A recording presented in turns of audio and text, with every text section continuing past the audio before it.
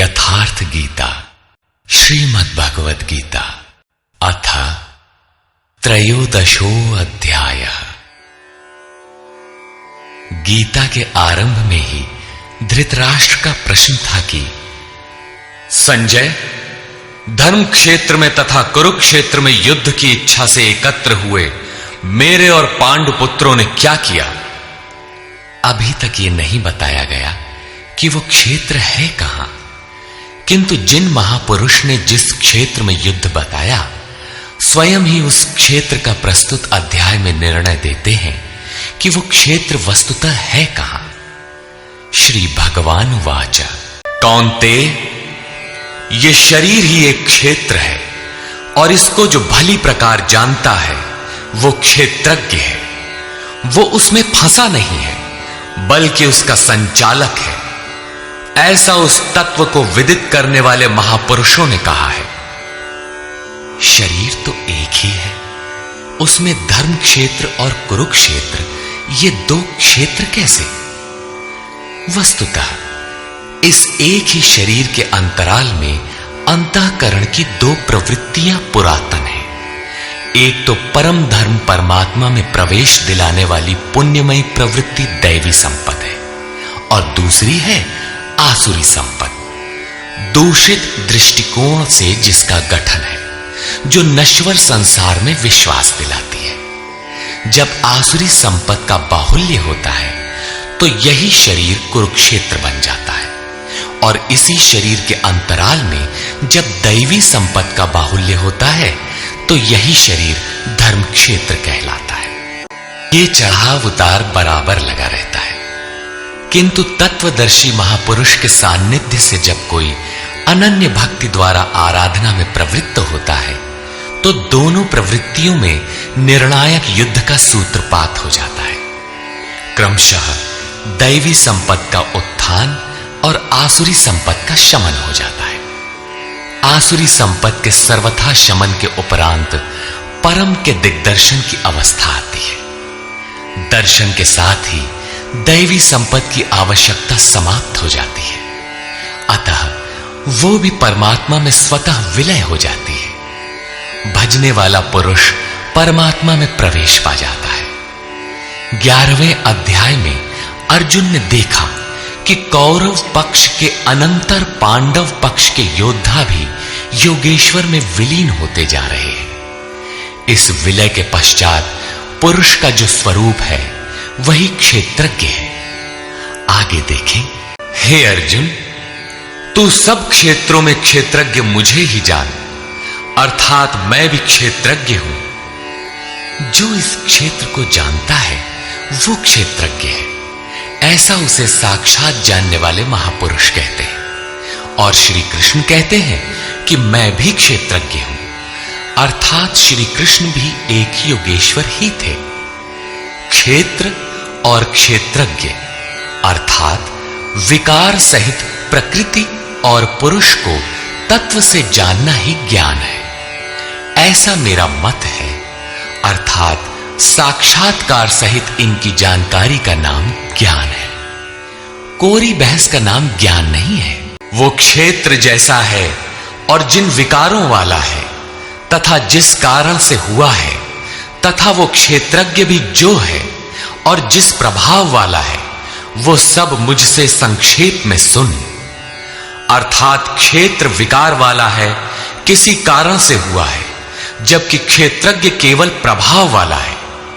मैं ही कहता हूं, ऐसी बात नहीं है, ऋषि भी कहते हैं। ये क्षेत्र और क्षेत्रज्ञ का तत्व ऋषियों द्वारा बहुत प्रकार से गायन किया गया है तथा नाना प्रकार से वेदों की मंत्रणा द्वारा विभाजित करके भी कहा गया है तथा विशेष रूप से निश्चित किए हुए युक्ति युक्त ब्रह्म सूत्र के वाक्यों द्वारा भी वही कहा गया है।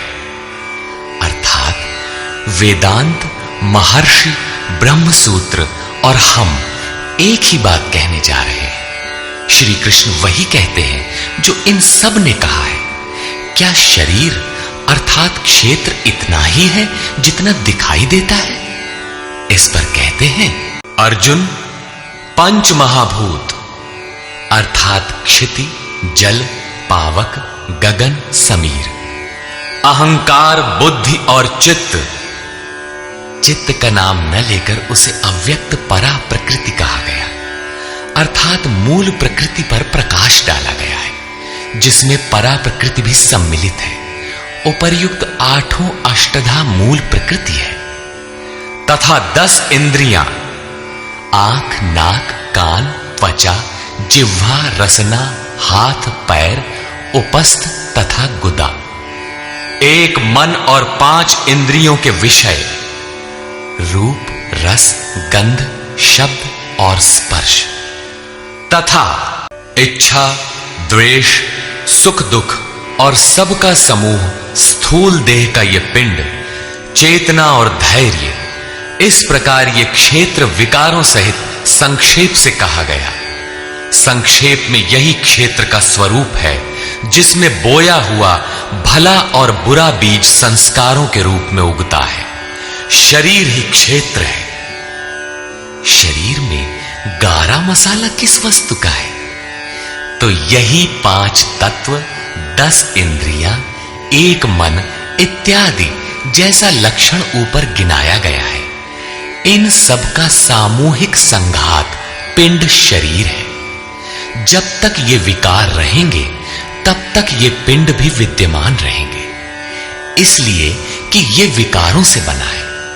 अब उस क्षेत्रज्ञ का स्वरूप देखें जो इस क्षेत्र में लिप्त नहीं बल्कि उससे निवृत्त है। हे अर्जुन, मान अपमान का अभाव, दंभाचरण का अभाव अहिंसा, अर्थात अपनी तथा अन्य किसी की आत्मा को कष्ट न देना अहिंसा है। अहिंसा का अर्थ केवल इतना ही नहीं है कि चींटी मत मारो। श्री कृष्ण ने कहा कि अपनी आत्मा को अधोगति में न पहुंचाओ, उसको अधोगति में पहुंचाना हिंसा है और उसका उत्थान ही शुद्ध अहिंसा है। ऐसा पुरुष अन्य आत्माओं के उत्थान हेतु भी उन्मुख रहता है। हां, इसका आरंभ किसी को ठेस न पहुंचाने से होता है। यह उसी का एक अंग प्रत्यंग है। अतः अहिंसा, क्षमा भाव, मन वाणी की सरलता, आचार्योपासना अर्थात श्रद्धा भक्ति सहित सद्गुरु की सेवा और उनकी उपासना, पवित्रता, अंतःकरण की स्थिरता, मन और इंद्रियों सहित शरीर का निग्रह और इस लोक और परलोक के देखे सुने भोगों में आसक्ति का अभाव, अहम का अभाव, जन्म मृत्यु, वृद्धावस्था, रोग और भोगादि में दुख दोष का बारंबार चिंतन, पुत्र, स्त्री, धन और गृहादि में आसक्ति का अभाव, प्रिय तथा अप्रिय की प्राप्ति में चित्त का सदैव सम रहना, मुझ में अनन्य योग से। श्री कृष्ण एक योगी थे, अर्थात ऐसे किसी महापुरुष में अनन्य योग अर्थात योग के अतिरिक्त अन्य कुछ भी स्मरण न करते हुए अव्यभिचारिणी भक्ति अर्थात इष्ट के अतिरिक्त किसी चिंतन का न आना, एकांत स्थान का सेवन, मनुष्यों के समूह में रहने की आसक्ति का न होना तथा आत्मा के आधिपत्य वाले ज्ञान में एक रस स्थिति और तत्व ज्ञान के अर्थ स्वरूप परमात्मा का साक्षात्कार, ये सब तो ज्ञान है और इससे जो विपरीत है वो सब अज्ञान है। ऐसा कहा गया है। उस परम तत्व परमात्मा के साक्षात्कार के साथ मिलने वाली जानकारी का नाम ज्ञान है। अध्याय 4 में उन्होंने कहा कि यज्ञ की पूर्ति में यज्ञ जिसे शेष छोड़ता है उस ज्ञानामृत का पान करने वाला सनातन ब्रह्म में प्रवेश पा जाता है।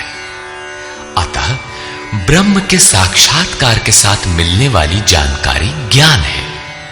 यहां भी वही कहते हैं कि तत्व स्वरूप परमात्मा के साक्षात्कार का नाम ज्ञान है। इसके विपरीत सब अज्ञान है। अमानित्व इत्यादि उपर्युक्त लक्षण इस ज्ञान के पूरक हैं। ये प्रश्न पूरा हुआ। अर्जुन, जो जानने योग्य है तथा जिसे जानकर मरण धर्मा मनुष्य अमृत तत्व को प्राप्त होता है उसे अच्छी प्रकार कहूंगा। वो आदिर रहित परम ब्रह्म न सत कहा जाता है और न असत ही कहा जाता है, क्योंकि जब तक वो अलग है तब तक वो सत है, और जब मनुष्य उसमें समाहित हो गया तो कौन किससे कहे। एक ही रह जाता है, दूसरे का भान नहीं। ऐसी स्थिति से वो ब्रह्म न सत है न असत है, बल्कि जो स्वयं सहज है वही है। वो ब्रह्म सब ओर से हाथ पैर वाला, सब ओर से नेत्र सिर और मुख वाला तथा सब ओर से श्रोत्र वाला है, सुनने वाला है, क्योंकि वो संसार में सबको व्याप्त करके स्थित है। वो संपूर्ण इंद्रियों के विषयों को जानने वाला है, फिर भी सब इंद्रियों से रहित है। वो आसक्ति रहित, गुणों से अतीत होने पर भी सबको धारण और पोषण करने वाला और सभी गुणों को भोगने वाला है, अर्थात एक एक करके सभी गुणों को अपने में लय कर लेता है। जैसा श्री कृष्ण कह आए हैं कि यज्ञ और तपों को भोगने वाला मैं हूं, अंत में संपूर्ण गुण मुझ में विलय हो जाते हैं। वो ब्रह्म सभी जीवधारियों के बाहर भीतर परिपूर्ण है। चर और अचर रूप भी वही है। सूक्ष्म होने से वो दिखाई नहीं पड़ता, अविज्ञेय है, मन इंद्रियों से परे है तथा अति समीप और दूर भी वही है। अविभाज्य होकर भी वो संपूर्ण चराचर भूतों में अलग अलग के सदृश प्रतीत होता है। वो जानने योग्य परमात्मा समस्त भूतों को उत्पन्न करने वाला, भरण और पोषण करने वाला और अंत में संहार करने वाला है। यहां बाह्य और आंतरिक दोनों भावों की ओर संकेत किया गया है। जैसे बाहर जन्म और भीतर जागृति, बाहर पालन और भीतर योग क्षेम का निर्वाह, बाहर शरीर का परिवर्तन और भीतर सर्वस्व का विलय, अर्थात भूतों की उत्पत्ति के कारणों का लय और उस लय के साथ ही अपने स्वरूप को प्राप्त हो जाता है। ये सब उसी ब्रह्म के लक्षण है। वो ज्ञेय ब्रह्म ज्योतियों का भी ज्योति है, तम से अति परे कहा जाता है। वो पूर्ण ज्ञान स्वरूप है, पूर्ण ज्ञाता है, जानने योग्य है और ज्ञान द्वारा ही प्राप्त होने वाला है। साक्षात्कार के साथ मिलने वाली जानकारी का नाम ज्ञान है। ऐसी जानकारी द्वारा ही उस ब्रह्म का प्राप्त होना संभव है। वो सबके हृदय में स्थित है, उसका निवास स्थान हृदय है, अन्यत्र ढूंढने पर वो नहीं मिलेगा। अतः हृदय में ध्यान तथा योगाचरण द्वारा ही उस ब्रह्म की प्राप्ति का विधान है। हे अर्जुन, बस इतना ही क्षेत्र ज्ञान तथा जानने योग्य परमात्मा का स्वरूप संक्षेप में कहा गया है। इसे जानकर मेरा भक्त मेरे साक्षात स्वरूप को प्राप्त होता है।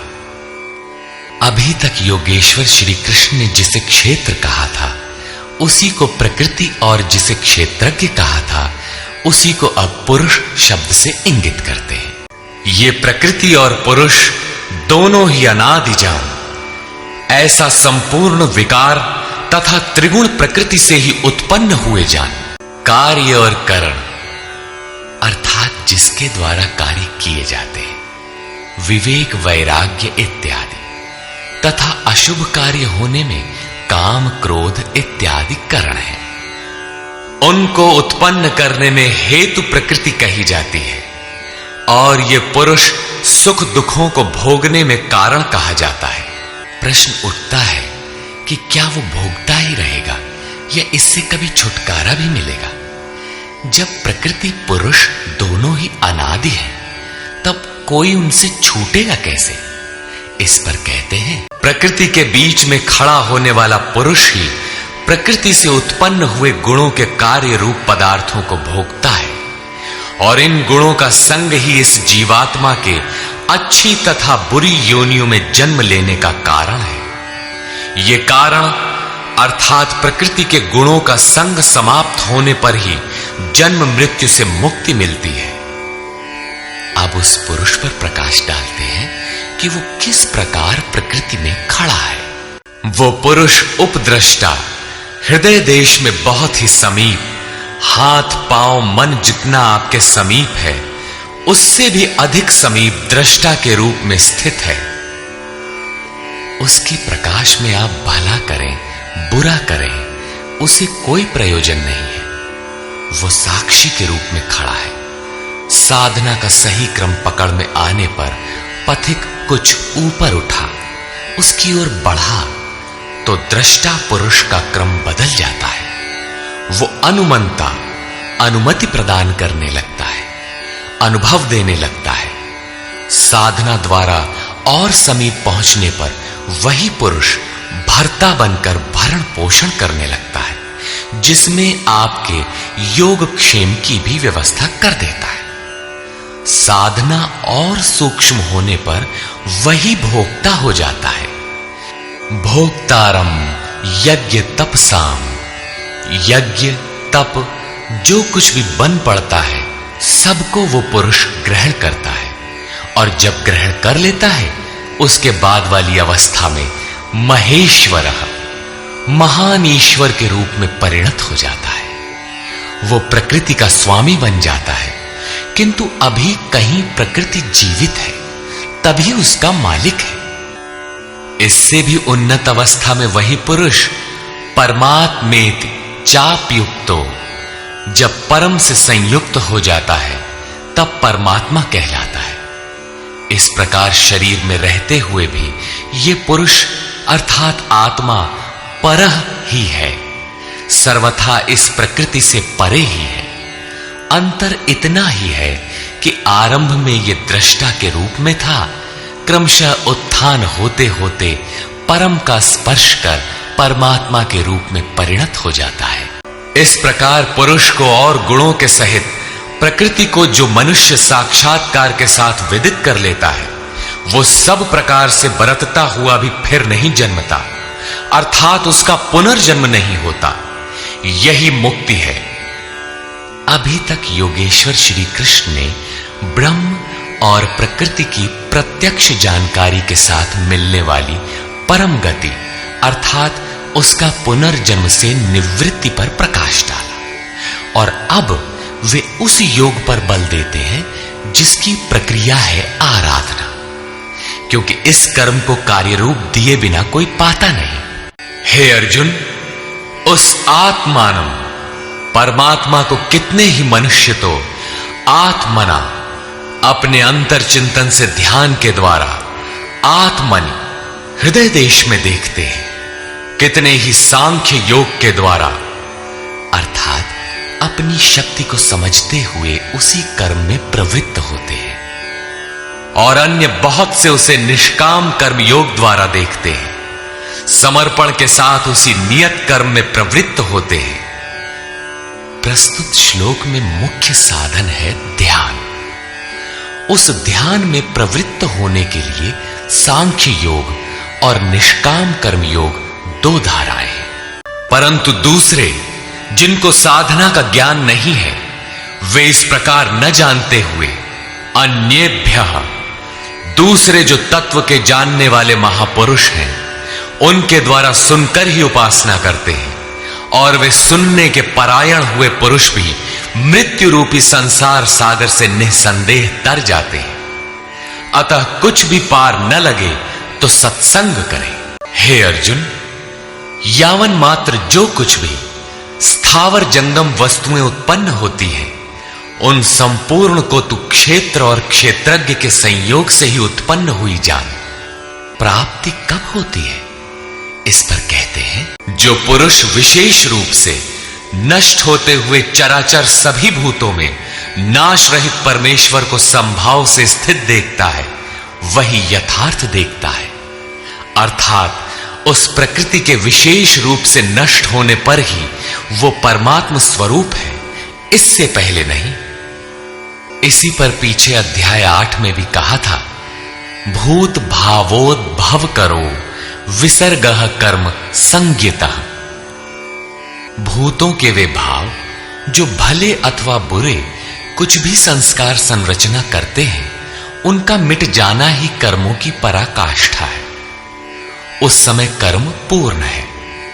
वही यहां भी कहते हैं कि जो चराचर भूतों को नष्ट होते हुए और परमेश्वर को समभाव से स्थित देखता है वही सही देखता है, क्योंकि वो पुरुष सर्वत्र समभाव से स्थित परमेश्वर को समान अर्थात जैसा है वैसा ही समान देखता हुआ अपने द्वारा स्वयं को नष्ट नहीं करता, क्योंकि जैसा था वैसा उसने देखा, इसलिए वो परम गति को प्राप्त होता है। प्राप्ति वाले पुरुष के लक्षण बताते हैं। जो पुरुष संपूर्ण कर्मों को सब प्रकार से प्रकृति द्वारा ही किया जाता देखता है, अर्थात जब तक प्रकृति है तभी तक कर्मों का होना देखता है, तथा आत्मा को अकर्ता देखता है, वही यथार्थ देखता है। जिस काल में मनुष्य भूतों के न्यारे न्यारे भावों में एक परमात्मा को प्रवाहित स्थित देखता है तथा उस परमात्मा से ही संपूर्ण भूतों का विस्तार देखता है, उस समय वो ब्रह्म को प्राप्त होता है। जिस क्षण यह अवस्था आ गई उसी क्षण वो ब्रह्म को प्राप्त होता है। ये लक्षण भी स्थित प्रज्ञ महापुरुष का ही है। कौन्तेय, अनादि होने से और गुणातीत होने से ये अविनाशी परमात्मा शरीर में स्थित होते हुए भी वास्तव में न करता है और न लिप्त ही होता है। किस प्रकार? जिस प्रकार सर्वत्र व्याप्त हुआ आकाश सूक्ष्म होने के कारण लिप्त नहीं होता, ठीक वैसे ही सर्वत्र देह में स्थित हुआ भी आत्मा गुणातीत होने के कारण देह के गुणों से लिप्त नहीं होता। आगे कहते हैं, अर्जुन, जिस प्रकार एक ही सूर्य संपूर्ण ब्रह्मांड को प्रकाशित करता है, उसी प्रकार एक ही आत्मा संपूर्ण क्षेत्र को प्रकाशित करता है। अंत में निर्णय देते हैं, इस प्रकार क्षेत्र और क्षेत्रज्ञ के भेद को तथा विकार सहित प्रकृति से छूटने के उपाय को जो ज्ञान रूपी नेत्र द्वारा देख लेते हैं, वे महात्मा जन पर ब्रह्म परमात्मा को प्राप्त होते हैं। अर्थात क्षेत्र क्षेत्रज्ञ को देखने की आंख ज्ञान है और ज्ञान साक्षात्कार का ही पर्याय है। निष्कर्ष, गीता के आरंभ में धर्म क्षेत्र कुरुक्षेत्र का नाम तो लिया गया, किंतु वह क्षेत्र वस्तुतः है कहां? वह स्थल बताना शेष था, जिसे स्वयं शास्त्रकार ने प्रस्तुत अध्याय में स्पष्ट किया। कौन्तेय, यह शरीर ही एक क्षेत्र है। जो इसको जानता है वह क्षेत्रज्ञ है। वह इसमें फंसा नहीं बल्कि निर्लेप है, इसका संचालक है। अर्जुन, संपूर्ण क्षेत्रों में मैं भी क्षेत्रज्ञ हूं। अन्य महापुरुषों से अपनी तुलना की। इससे स्पष्ट है कि श्री कृष्ण भी एक योगी थे, क्योंकि जो जानता है वह क्षेत्रज्ञ है, ऐसा महापुरुषों ने कहा है। मैं भी क्षेत्रज्ञ हूं, अर्थात अन्य महापुरुषों की तरह मैं भी हूं। उन्होंने क्षेत्र जैसा है जिन विकारों वाला है तथा क्षेत्रज्ञ जिन प्रभावों वाला है उस पर प्रकाश डाला। मैं ही कहता हूं ऐसी बात नहीं है, महर्षियों ने भी यही कहा है।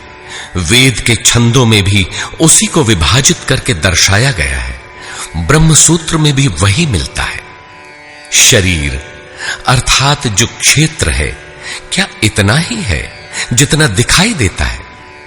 इसके होने के पीछे जिनका बहुत बड़ा हाथ है, उन्हें गिनाते हुए बताया कि अष्टधा मूल प्रकृति, अव्यक्त प्रकृति, 10 इंद्रियां और मन, इंद्रियों के 5 विषय, आशा, तृष्णा और वासना, इस प्रकार इन विकारों का सामूहिक मिश्रण यह शरीर है। जब तक ये रहेंगे तब तक शरीर किसी न किसी रूप में रहेगा ही। यही क्षेत्र है जिसमें बोया भला बुरा बीज संस्कार रूप में उगता है। जो इसका पार पा लेता है वह क्षेत्रज्ञ है। क्षेत्रज्ञ का स्वरूप बताते हुए उन्होंने ईश्वरीय गुण धर्मों पर प्रकाश डाला और कहा कि क्षेत्रज्ञ इस क्षेत्र का प्रकाशक है। उन्होंने बताया कि साधना के पूर्ति काल में परम तत्व परमात्मा का प्रत्यक्ष दर्शन ही ज्ञान है। ज्ञान का अर्थ है साक्षात्कार। इसके अतिरिक्त जो कुछ भी है अज्ञान है। जानने योग्य वस्तु है परात्पर ब्रह्म। वह न सत है न असत, इन दोनों से परे है।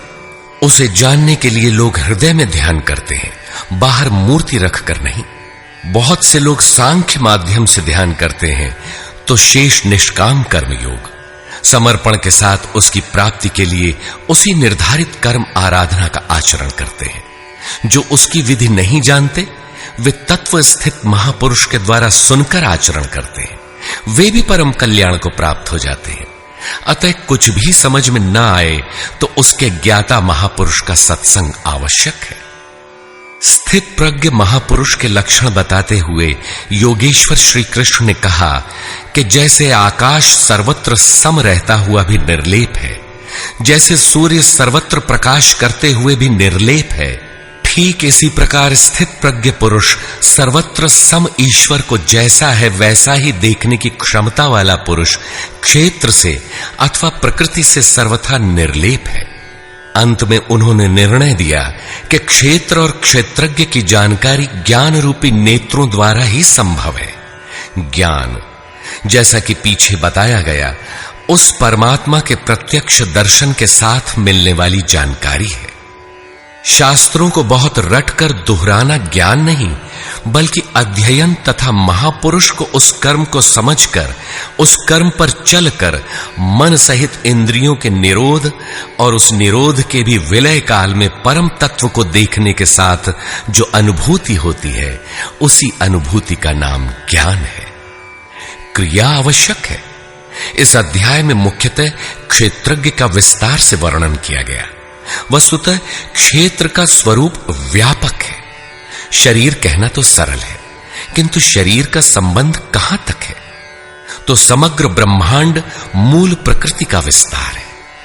अनंत अंतरिक्षों तक आपके शरीर का विस्तार है। उनसे आपका जीवन ऊर्जस्वी है।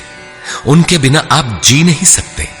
यह भूमंडल, विश्व, जगत, देश, प्रदेश और आपका यह दिखाई देने वाला शरीर उस प्रकृति का एक टुकड़ा भी नहीं है।